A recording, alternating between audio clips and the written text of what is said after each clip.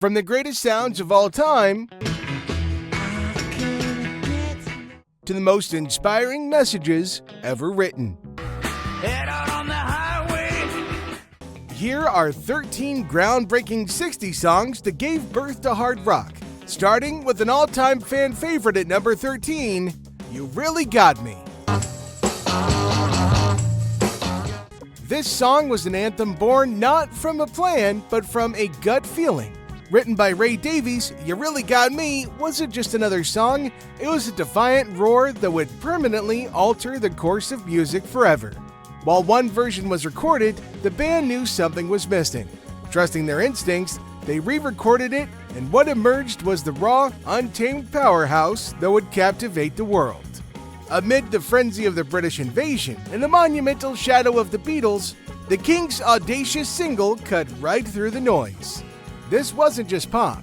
This was the primal, electrifying sound that laid the very foundations of hard rock. You Really Got Me didn't just top the UK charts and crack the US top 10, it ignited a revolution, proving that rock and roll could be louder, heavier, and infinitely more rebellious. But coming up next, we've got a wonderful hit by The Who, coming in at number 12, My Generation. People try to put us to down. In late 1965, as the world was shifting, a song that didn't just capture a moment, it defined an entire generation, was released. My Generation by The Who was an anthem of defiance, a rebellious declaration for every teenager feeling drastically misunderstood.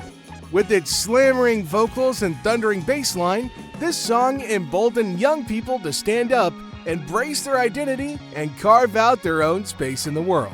This electrifying burst of energy and rebellion didn't just become The Who's signature song, it became a blueprint for the future of music as we know it.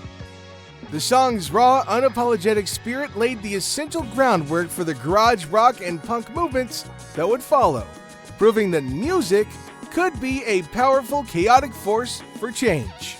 But as amazing as this song was, it's got nothing on number 11, The Purple Haze. In the seismic year of 1967, a new era dawned, ushered in by an electrifying anthem that would forever etch its mark into music history. From Jimi Hendrix and his Experience, a track emerged that was more than just a song. It was a sonic revolution. Born in the creative crucible of London's Delaney Studios, Purple Haze was a vibrant, hallucinatory masterpiece destined for immortality. This was no mere album cut. Purple Haze was the thunderbolt that struck the very heart of the rock and roll scene in the 60s. Its searing guitar riffs and mind-bending solos forged the very DNA of hard rock that we hear today. When the single dropped on March 17th in the UK and June 19th in North America, backed by iconic B-sides like 51st Anniversary and The Wind Cries Mary, it wasn't just a release, it was a tectonic shift.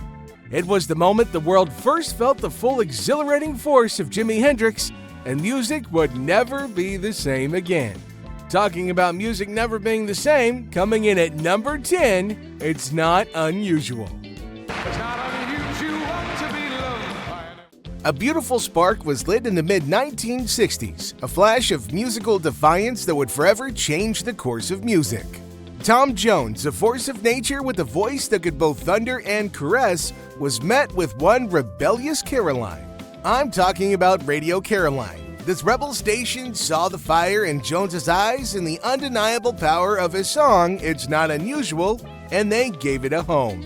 Then came the moment of ultimate victory. On March 13, 1965, this magnificent track didn't just chart, it conquered, seizing the number 1 spot in the UK.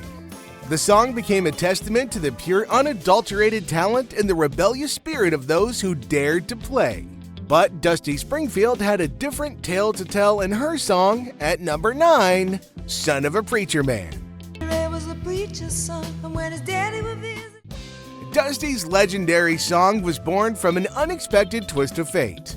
Written by the talented but unpopular duo of John Hurley and Ronnie Wilkins for the Queen of Soul Aretha Franklin, who rejected it.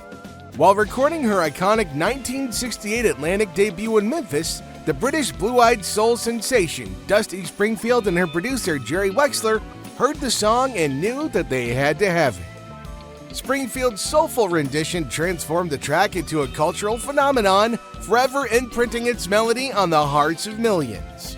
But what about our next song at number 8, The Real Thing? Come and see the real thing coming. In 1969, the young Russell Morris, fresh out of the Melbourne pop band, stepped into a studio with a vision.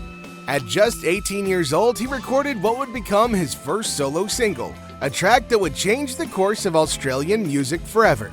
The Real Thing, written by singer Johnny Young and produced by the legendary Ian Molly Meldrum.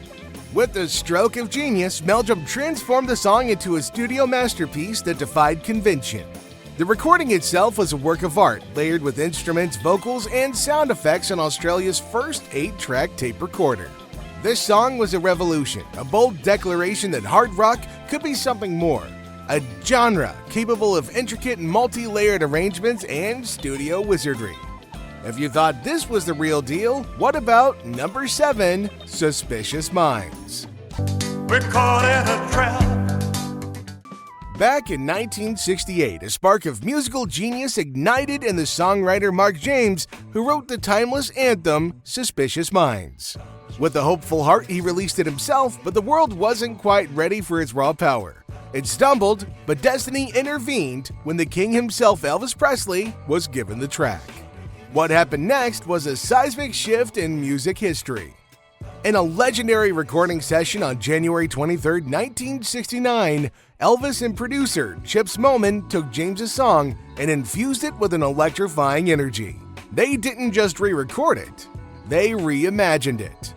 The song exploded onto the scene, launching to the top of Billboard Hot 100 and becoming one of Elvis's most iconic hits.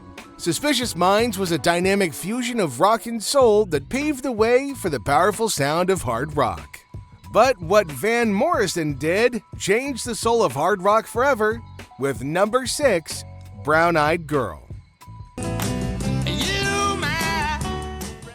It's hard to imagine a time before the opening rolls of Brown Eyed Girl, a song that has become a permanent fixture in the soundtrack of our lives. And yet, the road to its iconic making was uncertain. Originally titled Brown Skin Girl, Van was forced to change the name and lyrics by his record label, Bang Records. Brown Eyed Girl was a monumental force that shaped the landscape of hard rock. It reached number 10 on the Billboard Hot 100 and has since become one of the most played songs in history, with over 10 million US radio airplays alone. It's a timeless anthem that transported the world to a place of nostalgia, proving that some songs are simply too powerful to be contained. If you thought that was powerful, you might just change your mind. Coming in at number 5, Born to Be Wild. From the very first roar, Steppenwolf's Born to Be Wild didn't just break new ground, it became the anthem for a generation seeking freedom. While many of its modern-day replicas focused on what they were running from, this song was a defiant declaration of what they were running toward. Beyond that, it's a sonic expression of liberation, with a gritty, distorted guitar riff that was ahead of its time, a sound that would lay the very foundation of hard rock. But its true power lies in its unparalleled positive attitude. It was the first song to Christian the movement with the legendary phrase heavy metal, and it forever solidified its place as a cornerstone of rock and roll history. Moving on to number 4 on our list, Time of the Season. From the ashes of a band's despair, a legendary song was born. The Zombies, heartbroken by a lack of commercial success, had already disbanded when their masterpiece, Time of the Season, was finally released. With its haunting, ethereal vocals and an iconic bass line that seemed to pulse with a life of its own, the song defied the odds and captivated the public. It was a triumph born from a struggle. Against all expectations, this track became an enduring classic, proving that true artistry sometimes needs time for the world to catch up. The Zombies may have split, but their legacy was forever sealed by the magic of a song that arrived just in the nick of time. While the Zombies proved their worth, Cream brought us something else, coming in at number 3, Sunshine of Your Love. Sunshine. sunshine of your. A musical revolution was on the horizon, and at its heart was Cream, a band already celebrated for their powerful album-oriented rock. But on January 14, 1968, they made their mark on the world, storming the US charts with a song that would become an enduring anthem. The single was an unstoppable force, becoming Cream's biggest transatlantic success and earning them their biggest sold-out singles in the United States. Sunshine of Your Love didn't just top the charts, it laid the foundation for hard rock and secured its place in history. Speaking of history, we're moving on to Creedence Clearwater Revival, who had a different tale to tell with number 2, Fortunate Son. With fury in his pen and fire in his soul, Fogerty crafted a musical masterpiece in just 20 minutes. Born from his outrage over Vietnam, the Nixon administration, and a culture of undeserved privilege, a song of pure defiance took shape. Fortunate Son was an explosive era-defining anthem that gave a voice to a generation's frustration.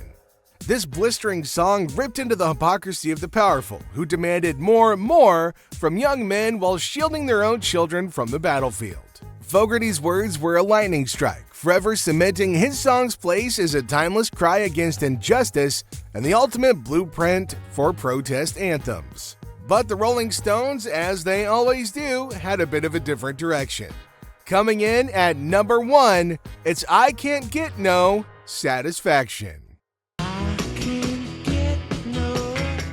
June 12th marked a pivotal moment in music history as the Rolling Stones stormed the US charts with an absolute masterpiece, I Can't Get No Satisfaction. It was a musical thunderclap, propelled by one of the most iconic and electrifying guitar riffs ever created.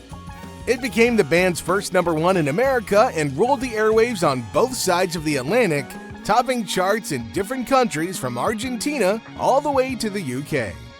Its influence was undeniable, earning its place in both the Grammy and Rock and Roll Halls of Fame, and rightfully landing at number 2 on Rolling Stone's list of the 500 greatest songs of all time.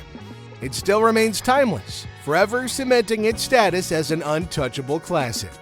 And there you have it, some of the most genre-defying songs that made the 60s unforgettable and laid the foundation for hard rock today. Thanks for watching, don't forget to hit that like button and subscribe for more content.